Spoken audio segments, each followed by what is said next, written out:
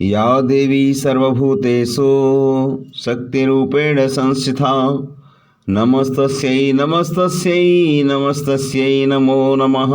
स्वागत है सभी दर्शक साथियों का आपके अपने YouTube चैनल रामकृष्ण जी सेवा स्टूडियो में। मैं रामकृष्ण शास्त्री आगरा से आप लोगों के बीच में धार्मिक कथा, व्रत कथा एवं अन्य जानकारियां लेकर के आता रहता हूं। आशा करता हूं आप सभी स्वस्थ होंगे और माँ भगवती लक्ष्मी मैया की कृपा आपके ऊपर हमेशा हमेशा बरसती रहेगी और आपकी मनोकामना पूर्ण होती रहेगी। और आज बात करते हैं चैत्र मास के 5वें अध्याय की और श्रीमद् देवी भागवत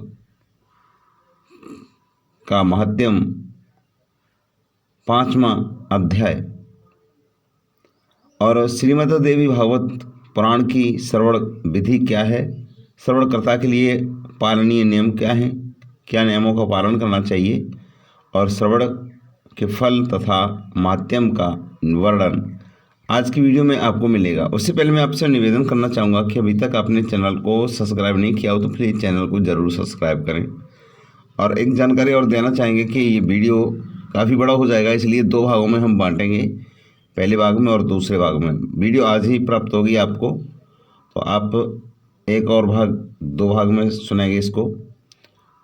50 श्लोक समथिंग एक पहले भाग में होंगे, 50 श्लोक दूसरे भाग में होंगे। क्या नियम है, क्या विधि है, तो चलिए ज़्यादा समय नहीं लेते हुए मैं आपको बताने वाला हूँ कि श्रवणकर्ता के लिए क्या पालनीय नियम है, श्रवण करने की विधि क्या है, श्रवण के फल क्या है, महात्म्य का वर्णन क्या है।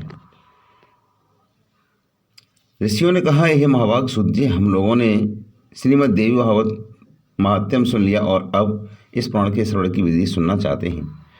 सूत जी कहते हैं, हे मुनियो, अब आप लोग उस पुराण के श्रवण की विधि सुनो, जिससे सुनने वाले से मनुष्य का समस्त कामनाएं सिद्धि प्राप्त होती हैं। पुराण के श्रवण के इच्छुक विद्वान मनुष्य को चाहिए कि वह सर्वप्रथम ज्योतिषी को बुलाकर के शुभ मुहूर्त निर्धारित कर ले। उसके लिए ज्येष्ठ मास से लेकर के 6 महीने शुभ कारक होते हैं। जेठ के महीने से हस्त, अश्विनी, मूल, पुष्प, रोहिणी, अनुराधा, मृगशिरा तथा श्रवण नक्षत्र, पुण्यतिथि तथा शुभ दिनों में श्रीमद् देवी भागवत महापुराण का श्रवण करना कल्याणकारी होता है। जिस नक्षत्र में बृहस्पति हो उससे चंद्रमा तक गिरने पर क्रमशः इस प्रकार फल प्राप्त होते हैं। 4 नक्षत्र तक धर्म प्राप्ति, पुनः 4 नक्षत्र तक लक्ष्मी की प्राप्ति, उसके बाद 1 नक्षत्र कथा में सिद्धि प्राप्त करने वाला होता है। फिर 5 नक्षत्र परम सुख की प्राप्ति कराने वाले, बाद में 6 नक्षत्र पीड़ा करने वाले और इसके बाद 4 नक्षत्र राज भय उत्पन्न करने वाले और तत्पश्चात 3 नक्षत्र ज्ञान प्राप्ति में सहायक होते। पुराण श्रवण के लिए आरंभ में शुभोक्त चक्र का शोधन कर लेना चाहिए और देवी की प्रसन्नता के लिए इसे चारों ओर नवरात्रों में सुनना चाहिए अथवा तिथि, वार और नक्षत्र पर सम्यक विचार करके यह पुराण अन्य मासों में भी सुना जा सकता है। विवाह आदि जिस प्रकार उत्साहपूर्वक तैयारी की जाती है, उसी प्रकार नवाह यज्ञ के अवसर पर भी बुद्धिमान मनुष्यों को प्रयत्नपूर्वक सामग्री आदि तैयार करनी चाहिए। पाखंड तथा लोभ से रहित चतुर, उदार एवं देवी भक्त सज्जनों को भी सहायक के रूप में लेना चाहिए और देश देश में भी यत्नपूर्वक यह संदेश भेजना चाहिए। ये कथा अनुरागी सज्जनों, यहाँ श्रीमद् देवी भागवत की कथा होने जा रही है, आप अवश्य पधारें। चाहे सूर्य की उपासना करने वाले हों, चाहे गणेश भक्त की उपासना, चाहे शैव की, चाहे वैष्णव की, चाहे शक्ति की, चाहे किसी की भी आप अधिकारी हैं, क्योंकि सभी देवता शक्ति के साथ ही रहते हैं। इसलिए श्रीमद् देवी भागवत की कथा रूपी सुधा रसिक प्रियजनों के लिए कथा श्रवण के लिए विशेष रूप से आना चाहिए। और ब्राह्मण, क्षत्रिय, वैश्य, शूद्र 4 वर्णों के लिए, स्त्री, पुरुष, ब्रह्मचारी, गृहस्थ जीवन, वानप्रस्थ, सन्यासी, इन चारों आश्रमों में निरत मनुष्यों को चाहे सकाम भाव से अथवा निष्काम भाव से अवश्य ही इस कथा का सुधारस पान करना चाहिए। जिन लोगों को पूरे 9 दिनों तक कथा सुनने का अवकाश न मिले तो वो जब भी समय मिले तभी आ जाएं, क्योंकि यज्ञ में क्षण भर भी पहुंचकर विशेष शुभ पुण्य की प्राप्ति होती है।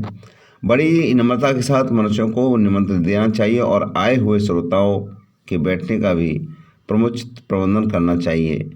विस्तृत भूमि में कथा प्रवचन का सुंदर स्थान बनाना चाहिए। उस स्थान की सफाई करा कर के गोबर से लिपवा रखे और शुद्ध कर लेना चाहिए। केले के स्तंभों से सुशोभित करके ध्वज पताकाओं से अलंकृत कर सुमर मंडल का निर्माण करना चाहिए। उसके ऊपर सुंदर चांदनी लगा देनी चाहिए।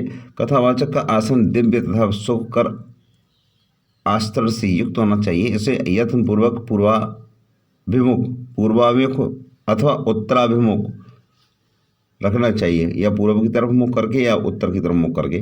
कथा श्रवण के लिए आने वाले पुरुष तथा स्त्री श्रोताओं के लिए यथा योग्य पृथक पृथक आसनों की व्यवस्था होनी चाहिए। और पाखंडी, लोभी, स्त्री स्वभावी, कामी, धर्म का दिखावा मात्र करने वाले निष्ठुर तथा क्रोधी वक्ता देवी भागवत के नवायुग में श्रेष्ठ नहीं माना जाता है।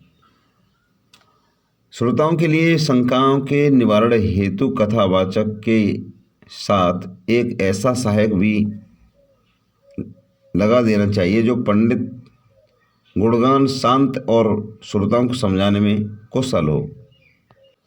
कथा प्रारंभ होने के एक दिन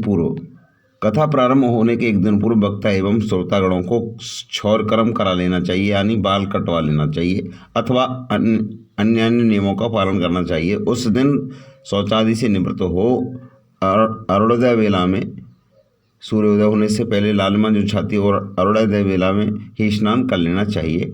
संध्या एवं तर्पण आदि नित्य कर्म संक्षेप में ही करना चाहिए। तत्पश्चात कथा श्रवण का अधिकारी बनने के लिए गोदान करें और उस पर सब विघ्नों को दूर करने वाली गणेश जी का सर्वप्रथम पूजन करें और कलश स्थापन करके उस पर 10 दिग्गजों और बटुकों, क्षेत्रपाल आदि योगिनियों और मातृकाओं का भी पूजन करें। तुलसी, नवग्रह, विष्णु तथा शिव जी का पूजन करके नवाक्षर मंत्र से जगदम्बा का पूजन भी करना चाहिए। तत्पश्चात सुंदर अक्षरों में लिखी हुई भगवती की बाणमयी मूर्ति स्वरूप श्रीमद् देवी भागवत पुस्तक की सभी उपचारों से विधिवत पूजा करके कथा की निर्विघ्न समाप्ति के लिए 5 विद्वान ब्राह्मणों का वर्णन करना चाहिए। उससे निरंतर नवारण मंत्र का जप और दुर्गा सप्तशती का पाठ करना चाहिए। अंत में प्रदक्षिणा और नमस्कार के बाद इस प्रकार स्तुति करें कि हे कात्यायनी, हे महामाई, हे भुवनेश्वरी, हे कृपामयी, हे भवानी, मैं संसार सागर में डूब रहा हूँ, मेरा उद्धार कीजिए। तथा हे ब्रह्मा, विष्णु, महेश, हे पूजनीय माता जगदम्बिका, मेरे ऊपर प्रसन्न हुई। हे देवी, आप मुझ पर मनोवांछित वर प्रदान कीजिए। आपको बारंबार प्रणाम। इस प्रकार प्रार्थना करके स्वस्थ चित्त होकर के कथा सुने। इस प्रकार संयमित संयम चित्त होकर के वक्ता को साक्षात व्यास समझ करके विधिवत उनकी पूजा करें और वस्त्राभूषण तथा माला आदि पहनाकर उनका प्रार्थना करके समस्त शास्त्र तथा पुराण इतिहास के ज्ञाता व्यास जी, आपको नमस्कार। आप कथा रूपी चंद्रमा की ज्योति से हमारे अंतःकरण और के अंधकार के समूह को नष्ट कीजिए। इसके बाद नवाह के नियमों का व्रत लें और ब्राह्मणों को यथाशक्ति पूजन करके उन्हें अपने स्थान पर बिठा दें। तत्पश्चात स्वयं भी अपने आसन पर बैठ जाएं। तब सावधान होकर के चारों पुरुषार्थ, धर्म, अर्थ, काम, मोक्ष फल प्राप्त करने वाली पुत्र, कलश, धन, धान्य और ग्रह की चिंता छोड़ करके कथा श्रवण करें।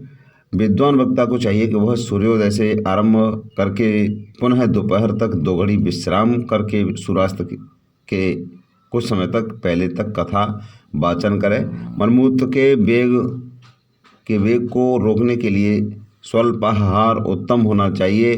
कथार्थी को दिन रात में केवल 1 बार हविष्यान्न का भोजन करना चाहिए, ठीक है, और अथवा फलाहार करें या केवल दूध घी के आहार पर ही रहें।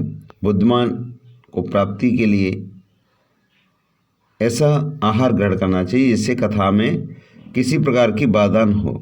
हे द्विज, अब मैं कथा श्रवण के में निष्ठा रखने वाले नियम बताता हूँ। जो लोग ब्रह्म मुहूर्त में विष्णु और शिव में वेद युक्ति दृष्टि रखते हैं, देवी को भक्ति रहित, जो पाखंडी, हिंसक तथा दुष्ट और जो ब्राह्मणों से द्वेष रखने वाले तथा नास्तिकों में कथा श्रवण के योग्य नहीं है, जो परिस्त्री, पराया धन, ब्राह्मण धन तथा देव संपत्ति के हरण के क्षुब्ध रहते हैं, उनका कथा श्रवण के अधिकारी नहीं है। श्रोता को चाहिए कि वो ब्रह्मचर्य का पालन करके पृथ्वी पर सोएं और सत्य बोले, जितेंद्रिय रहें तथा कथा की समाप्ति पर संयम पूर्वक पत्तल पर भोजन करें और व्रती को बैंगन, बहेड़ा, तेल, दाल, मधु और जला हुआ बासी या भाव दूषित अन्न का त्याग कर देना चाहिए। कथा सुनने वाला व्रती मांस, मसूर, रजस्वला, स्त्री का देखा हुआ खाद्यान्न, लहसुन, मूली, हींग, प्याज, गाजर, कोहड़ा और कर्मों का साग न खाएं। काम, क्रोध, मद, मोह, लोभ तथा पाखंड और अहंकार को छोड़ दें। वे प्रदोही, पतित, संस्कारहीन, चांडाल, यवन, यंत्र, रजस्वला स्त्री और देव वेदहीन मनुष्य से कथावृत्ति का वार्तालाप नहीं करना चाहिए। श्रोताओं को चाहिए कि वह वेद, गौ, गुरु, ब्राह्मण, स्त्री, राजा, महापुरुष, देवताओं और शिव भक्तों की निंदा कभी न सुने। जो कथावृत्ति हो उसे सर्वदा विनयशील, सरलचित्त, पवित्र, दयालु, कम बोलने वाला तथा उदार मन वाला होना चाहिए। श्वेत कुष्ठी, क्षय रोगी, अभागा, पापी, दर्दी तथा संतानहीन मनुष्य इस कथा को भक्तिपूर्वक सुने। जो स्त्री बंध्या, काकबंध्या, जिस स्त्री को एक बार संतान होकर के बंद हो जाए, अभागिनी तथा मृतवत्सा हो और जिसका गर्भ गिर जाता हो, ऐसी सभी स्त्रियों को इस श्रीमद् देवी भागवत कथा का श्रवण करना चाहिए। जो मनुष्य बिना परिश्रम के ही धर्म, अर्थ, काम, मोक्ष प्राप्त करना चाहता है, वह यत्नपूर्वक यह देवी भागवत की कथा अवश्य सुने और इस नवाह कथा के 9 दिन और 9 यज्ञों के समान है। उसमें से किया गया दान, हवन तथा अनंत फल देने वाला होता है। इस प्रकार नवाह व्रत करके उसका उद्यान करना चाहिए। फल की कामना करने वाले पुरुष को महाअष्टमी व्रत के उद्यापन की भांति नवाह व्रत का भी उद्यापन करना चाहिए। निष्काम व्यक्ति कथा के श्रवण मात्र से पवित्र होकर के मुक्ति पा जाता है, क्योंकि पराभक्ति मनुष्यों को भोग और मोक्ष सब कुछ देने वाली है। पुस्तक और कथावाचक दोनों की प्रतिदिन पूजा करनी चाहिए और वक्ता द्वारा दिया हुआ प्रसाद भक्ति पूर्वक ग्रहण करना चाहिए। नवाह यज्ञ में जो श्रोता नित्य कुमारी कन्याओं और स्वागिन स्त्रियों तथा ब्राह्मणों को भोजन कराता है, उनसे प्रार्थना करता है और उनकी कार्य सिद्धि अवश्य हो जाती है, इसमें संदेह नहीं है। सभी त्रुटियों के लिए, शांति के लिए कथा समाप्ति के दिन गायत्री सहस्रनाम अथवा विष्णु सहस्रनाम का पाठ कराना चाहिए, जिनके श्रवण तथा नाम कीर्तन से तप, यज्ञ आदि क्रियाएं न्यूनता या समाप्त हो जाती है। न्यूनता अगर हो गई तो समाप्त हो जाती है। उन विष्णु भगवान का नाम कीर्तन करना चाहिए। कथा समाप्ति के दिन दुर्गा सप्तशती के मंत्रों को तथा देवी महात्म्य के मूल पाठ से नवाहर मंत्र से होम करना चाहिए अथवा घृत सहित पायस द्वारा गायत्री मंत्र का उच्चारण करके हवन करें, क्योंकि यह श्रीमद् देवी भागवत पुराण गायत्रीमय कहा गया है। और यहाँ से आगे की जो जानकारी है मैं अगली वीडियो में देने वाला हूँ, भाग नंबर 2 में। तो ये इस वीडियो को मैं यहाँ विराम दे रहा हूँ।